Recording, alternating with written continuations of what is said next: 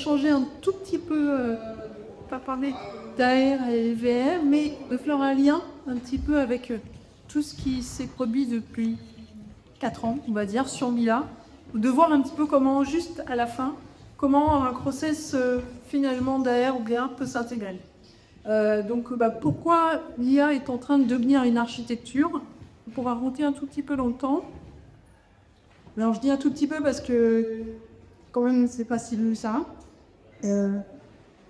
Donc en fait en 2022 on a tous vu arriver ChatGPT avec l'ère du modèle unique où on faisait un prompt et on attendait le résultat. On ne savait pas trop ce qu'il allait se passer. Il y avait beaucoup d'hallucinations, il n'y avait pas de connaissance de monde réel. On sentait bien que ça allait aller vite, mais on ne savait pas trop encore quoi en faire. Il n'y avait pas de capacité d'action. Ça, c'était surtout problématique parce qu'en fait, à part faire un prompt et avoir quelques infos qui étaient fiables ou pas, on ne savait pas trop.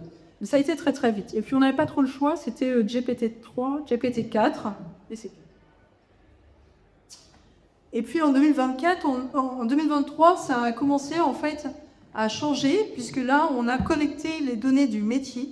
Et là, ça a commencé à avoir un vrai sens utile pour en faire quelque chose en entreprise, puisque aujourd'hui, ChatGPT tout seul, sans les données de l'entreprise, il ne fait pas grand-chose. Et par contre, si on commence à lui expliquer et à donner à un LLM du contexte, là, c'est différent. On peut effectivement commencer à réfléchir autrement. En 2023, on a vu effectivement l'apparition de tous les autres modèles qu'on connaît classiquement. On ne va même plus parler de modèle, puisque un modèle, il en sort à peu près tous les jours. On a quand même les 3 grands du marché qui sont Google, Anthropic et puis OpenAI, et puis aussi DeepSeek bien sûr. Et voilà, en 2023, on a à peu près ça. Et puis en 2024, là, on a commencé à coupler les éléments du LLM avec les données de l'entreprise, les données de métier. Et là, en fait, le LLM commence en fait à interchanger avec les données du métier et donc à comprendre un contexte. Et là, on a ajouté des agents où en fait, on a pu commencer à faire des petits agents et à orchestrer des services. Donc là, ça a commencé un petit peu, on sentait bien qu'on allait avoir un intérêt de pouvoir y donner vraiment de l'ampleur en fait à toute cette information IA, parce que beaucoup de gens utilisaient l'IA, mais juste finalement avec les 2 premières briques. Donc 2024, les premiers agents, on voit aussi que, alors ça j'ai fait une petite analyse, ce qui est hyper intéressant c'est le codage. Le codage en 2024 c'était moyen, on va dire. En 2025, en 2026, c'est carrément top. Moi je pense que, je connais pas ton prénom qui est passé en dernier, mais je pense que tu nous en parleras, et là on sera après d'accord sur le fait qu'on monte d'un cran en très peu de temps. Et donc ça change en fait beaucoup de choses, parce que ça change qu'est-ce qu'on fait en entreprise et comment on l'organise. Donc ça c'est vraiment intéressant, et c'est justement intéressant de voir qu'on part juste de données LLM, où là on discute avec une IA, à vraiment quelque chose qu'on arrive à orchestrer, parce qu'après on a des agents qui arrivent, et en fait après on arrive vraiment à un maillon dans les architectures. C'est-à-dire que l'IA, elle est plus juste IA à côté et on l'utilise, elle est IA en termes de maillon d'architecture. Donc il faut penser en termes d'architecture. Donc le job d'aujourd'hui, et celui déjà un tout petit peu d'hier, c'est de penser l'IA au centre, ou en tout cas sur une partie de toute l'architecture, pour que en fait, le reste s'organise de manière naturelle. Et c'est là où vient le côté langage naturel, bien le côté organisation de toute cette architecture. Donc l'IA, elle fait le moteur, ça ok, elle raisonne, on devient bien meilleur en 2025. Elle a de la mémoire et surtout, elle a du contexte, chose que en 2023, 2024, beaucoup moins. Mais surtout, elle devient elle peut participer à l'orchestration des outils. Et c'est là où c'est intéressant parce qu'en fait, on a des données qui sont de plus en plus viables, des outils et de la mémoire. Donc on peut faire travailler des agents avec les outils et ça en autonomie.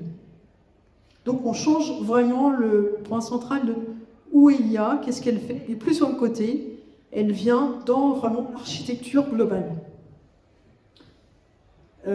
En 2026, à mon sens, on n'est vraiment parti sur la partie industrialisation des systèmes. Il y a beaucoup de POC dans toutes les entreprises, petites, moyennes, il y a beaucoup d'essais, on essaye sur ça, tel modèle, tel code en interne. Mais en 2026, on industrialise. Et c'est là où ça va faire la différence, parce qu'on va orienter les marchés de manière différente. En fait, on arrive maintenant à auto-optimiser. Donc ça, c'est quand même aussi quelque chose de majeur, c'est top.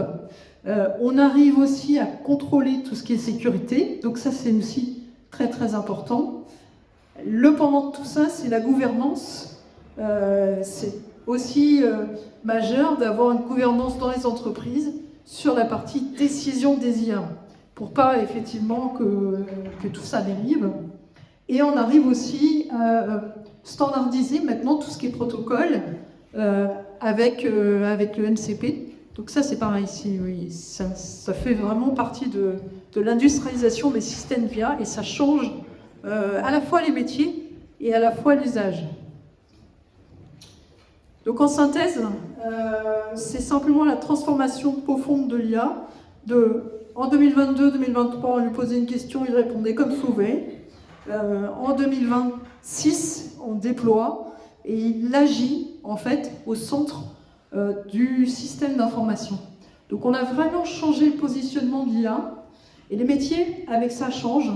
Et je pense que c'est aussi un autre positionnement de la valeur des métiers, notamment un métier de codeur. Alors, j'ai pas fait un slide dessus, mais un métier de codeur, il y a 4 ans, il passait son temps entre... alors, pas il y a 4 ans, il y a 3 ans, il passait son temps entre Copilot et son VS Code. Aujourd'hui, son rôle, c'est vraiment de bien connaître cette architecture, de proposer une architecture, et surtout d'être en lien avec le côté métier. Parce qu'en fait, c'est plus la technique qui prédomine, mais c'est vraiment le côté orchestration, fluidité, mise à jour, prioriser les actions, penser avec des petits bouts modulaires pour que tout ça soit interchangeable et en fait grandisse, s'adapte très vite à notre monde d'aujourd'hui et de demain. Voilà, je vous remercie beaucoup.